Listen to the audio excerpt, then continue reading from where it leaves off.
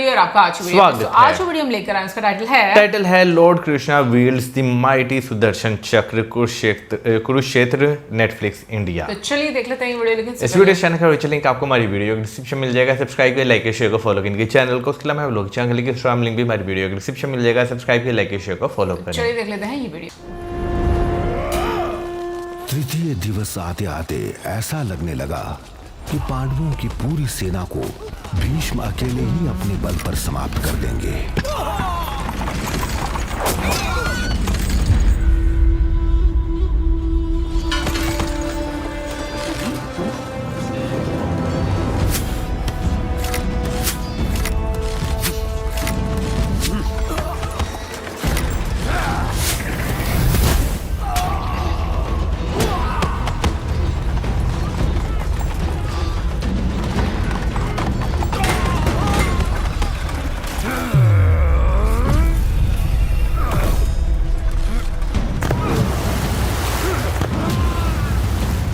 कितने मजे के वो है ना।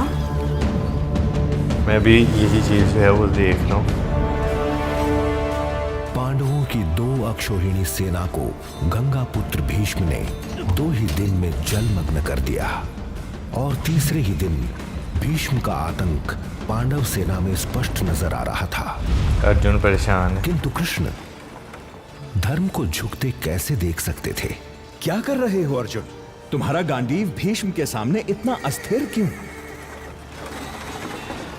अर्जुन, भीष्म को रोको, अन्यथा मैं ही कुछ करता हूं।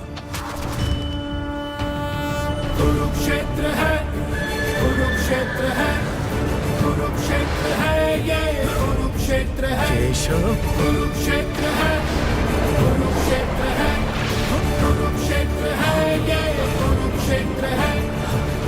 हे चक्रधारी माधव, आपके हाथों मेरी मृत्यु हो, इससे बढ़कर मेरा क्या अंत हो सकता है?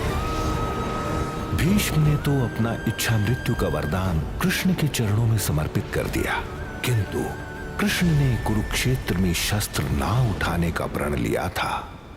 उस प्रण का क्या? अच्छा, वैसे ये जो सुदर्शन चक्र है, ये लास्ट टाइम जब हमने ट्रेलर इसका देखा था तब जो है उसमें ये एक छोटा सा इसका ग्लिम्स जो है वो आया था सुदर्शन चक्र का। लेकिन अभी जो सीन देखा ना उसमें अर्जुन को वही दुविधा आ रही है जो उसे जो है ना एक अपने जो है वो सामने जो खड़े हुए हैं, क्योंकि भीष्म पितामह जो हैं उन्हें वो मारना नहीं चाहते क्योंकि वो अपनी फैमिली मानते हैं और वो नहीं कर सकते। लेकिन ऑन दी साइड जो भीष्म पितामह का एक कैरेक्टर बनाया हुआ है वो दिखा रहे हैं कि वो अपने शत्रुओं को मारते जा रहे हैं वहाँ पे। और बीच में ये भी दिखाया अर्जुन पे भी उन्होंने तीर चलाया है। बिल्कुल। लेकिन ये सीन आई थिंक तब आता है जब वो अपना विशाल रूप दिखा देते हैं ना, और उसके बाद भी अर्जुन में वो हौसला नहीं आता। तो उस टाइम पर जो है ये चीज़ हम लोगों को ये वाला सीन देखने को मिलता है। बाकी अगर हम लोग भीष्म पितामह की बात करें, और क्योंकि मैंने ये वेब सीरीज जितने एपिसोड्स इसके अपलोड हुए हैं वो सारे मैंने देख लिए हुए हैं, अभी इसके मज़ीद और आगे एपिसोड्स आने हैं। तो जहाँ तक भीष्म पितामह और द्रोणाचार्य की बात है, ओ माय गॉड, जैसे मतलब आपको शस्त्र नज़र आते हैं, आपको मतलब इतना मज़ा आता है आपको देखकर, और जो उनकी नीति रहती है और उनको कंट्रोल करना भाई बहुत बहुत डिफ़िकल्ट दिखाया गया है। हालांकि अर्जुन बहुत बड़े मतलब वो दिखाए गए धनुषधारी हैं और कंट्रोल भी वही कर सकते हैं उनके साथ। लेकिन जो उनके पास पावर्स हैं, जो तपस्या करके उन्होंने पावर्स गेन की हुई हैं, वो इतनी आपको देखकर मतलब मज़ा आता है कि आप यार सोचते हो कि एक्चुअली में ऐसा हुआ होगा उस टाइम पर। और क्योंकि मैं मतलब जहाँ तक मैंने सुना है कि बहुत सारे जो शस्त्र हैं वो इस दुनिया से गायब हो चुके हुए हैं उस टाइम के जो शस्त्र होते थे। क्योंकि अगर इसको सिर्फ एक वेब सीरीज़ की तरह ना देखें और ये देखें कि पास में ऐसा कुछ हुआ था, तो उस टाइम पर लोगों के पास क्या क्या नॉलेज था और उनके पास क्या क्या पावर्स ही इंसान हैरान हो जाता है। क्योंकि एक भीष्म पितामह और द्रोणाचार्य, ऐसे ऐसे खत्म करते हैं वो पूरी सेना शत्रुओं को को। अपने को। हाँ, हाँ, बिल्कुल। वैसे अभी जो है मैंने ये वेब सीरीज जो है वो नहीं देखी, मैंने भी जो है स्टार्ट करनी है, आज या कल से मैं स्टार्ट करूँगा, ज़रूर देखनी है मैंने। लेकिन हाँ, ये चीज़ मैं कहने लगा था कि अर्जुन जो है ना, नो डाउट वो एक उनके अंदर दिखाया हुआ है कि वो बहुत ज़्यादा रिलक्टेंट हैं अपने तीर चलाने के लिए, क्योंकि लास्ट बात है उन्होंने भी कभी ये चीज़ नहीं सोची होगी कि सामने जो शत्रु जो है वो खड़े होंगे वो उनके अपने ही बड़े जो हैं वो होंगे। और ऑन दी अदर साइड अगर देखा जाए तो भाई भीष्म पितामह भी उनके फेवरेट, ठीक है ना, वो भी भीष्म पितामह के फेवरेट, बट उसके बावजूद फिर वो उसके बाण बाद चला रहे हैं। द्रोणाचार्य उनके फेवरेट और वो द्रोणाचार्य के फेवरेट हैं। देखा जाए तो दोनों जो बड़े बड़े आपको दूसरी साइड पर नजर आते हैं, शत्रु वाली साइड पे प्यार मोहब्बत उनके साथ बहुत ज़्यादा था, और उसी चीज़ को देखते हुए वो नहीं कर पा रहे। होता है, बिल्कुल होता है।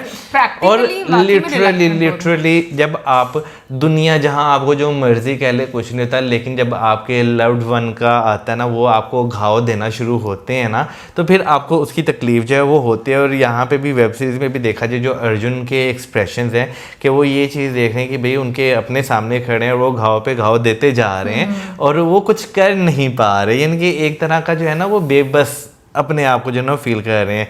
लेकिन जो एंड पर जो आपको एक सीन नजर आता है जहाँ पे कृष्ण जी जो हैं वो सुदर्शन चक्र जो है वो निकालते हैं और भीष्म पितामह जो है वो कह रहे होते हैं, एक तरह ग्रेटफुल कह लें, थैंक यू कह रहे होते हैं कि अगर आपके हाथ से मुझे मृत्यु आ जाए तो मैं तो धन्य हो जाऊंगा, क्योंकि उनकी मृत्यु उनके ही हाथ में, उनको कोई भी नहीं मार सकता ना। हाँ, तो देखा जाए तो एक बड़ा ऐसी सिचुएशन है हाँ। कि आप ना ये नहीं समझ पाते कि आप किसकी साइड पे जो है वो खड़े हो, क्योंकि अगर एक साइड पे देखा जाए वो भी धर्म का अपने मुताबिक पालन कर रही है, दूसरी की भी देखा जाए वो भी अपने मुताबिक धर्म का पालन कर रही है। लेकिन हाँ, अगर आप उसको चेक एंड बैलेंस के तौर पर देखें ना, तो एक साइड पे ऐसे लोग खड़े हुए हैं जो गलत के साथ खड़े हुए हैं, एक साइड पे ऐसे लोग हैं जो बिल्कुल सही के साथ खड़े हैं। देखो, धर्म, मैंने बोला ना कि हर इंसान अपनी कहानी में जो है ना वो अपने एक्सक्यूजेस के अकॉर्डिंग सच्चा होता है, लेकिन क्या सही और क्या गलत है वो आपको पता होना चाहिए। अभी जैसे हम देखते हैं कि अभी मतलब उसमें ही मैंने देखा था वेब सीरीज में कि जो अर्जुन है और दुर्योधन है दोनों जाते हैं वहां पर, तो जो दुर्योधन है वो सेना ले लेता है कृष्ण जी की, और जो अर्जुन है वो कृष्ण जी को ले लेता है, ठीक है। तो इस पर शकुनी मामा बहुत नाराज होता है उससे, दुर्योधन से, कि तुमने बेवकूफ़ी की है, तुम्हें कृष्ण जी को लेना चाहिए था। लेकिन तुम ये देखो कि चाहे एक इंसान गलत है या सही है, घूम फिर कर जो डिसीजन, कुदरत का डिसीजन होता है ना, वो अच्छे के पास अच्छा ही जाएगा और अधर्मी के पास अधर्मी वाला ही जाएगा। सो अभी जैसे आप ये देखो कि अर्जुन को एक तरह से कह लो कि जगाने के लिए कि तुम अपना धर्म निभाओ, ये मत देखो कि वो तुम्हारे अपने, ये देखो कि वो अधर्म की साइड पर है। और रियल लाइफ में, प्रैक्टिकल लाइफ में सच में ये बहुत डिफ़िकल्ट है डिसीजन लेना, इट्स नॉट ईजी। चीज़ें देखना और चीज़ें इम्प्लीमेंट करना, ये कितने घाव आपको हर दिन देते हैं इसका अंदाजा मतलब आप जिस पे गुजरती है वो, जब आपके ऊपर गुजरती है। और इंटरेस्टिंग बात ये होती है कि जो गलत साइड पर भी होता है ना, उसको भी ये लग रहा होता है कि वो सही कर रहा है। यहाँ पे वो असल में एक कहावत है ना कि जिसकी कहानी होती है ना वो अपनी कहानी में सच्चा हमेशा होता है। तो यहाँ पे वो आपको सिचुएशन जो है वो नजर आ रही है। अगर दुर्योधन की कहानी सुने आपको वो अपनी कहानी में सच्चा जो है वो नजर आएगा। ऑन द अदर साइड आपको आप पांडु पुत्र की बात करें तो वो आपको सच्चे लगेंगे। तो हमेशा हर इंसान जो है ना वो अपनी कहानी में सच्चा खड़ा होता है। लेकिन ये डिपेंड करता है ना, देखो महाभारत अगर आप देखते हो उसमें ये पहले छल कपट कौन करता है? बिल्कुल। अगर कोई आपके साथ सीधे तरीके से चल रहा है और फिर आप उसमें छल कपट कर रहे हो अपने फायदे के लिए, तो ऑब्वियसली फिर अगले बंदे को भी तो कुछ ना कुछ करना पड़ेगा। मैं एग्री करता हूँ, लेकिन मैंने ना ये चीज़ खुद भी ऑब्जर्व की है कि कोई आपके साथ छल कपट करेगा भी ना और आप सही भी हैं, वो यही कहेगा कि इस बंदे ने मेरे साथ ज्यादती जो है वो की है। दुर्योधन भी तो यही कहता है, वो अपनी गलती कहाँ पर मानता है, वो यही कहता है कि अगले बंदे ने मेरे से गलत किया। एनीवेज कमेंट सेक्शन में आप जरूर बताइए कि आप में से किसी ने ये वेब सीरीज देख ली है। मिलेंगे आपसे नेक्स्ट वीडियो में। सब्सक्राइब करना मत भूलना। Good bye.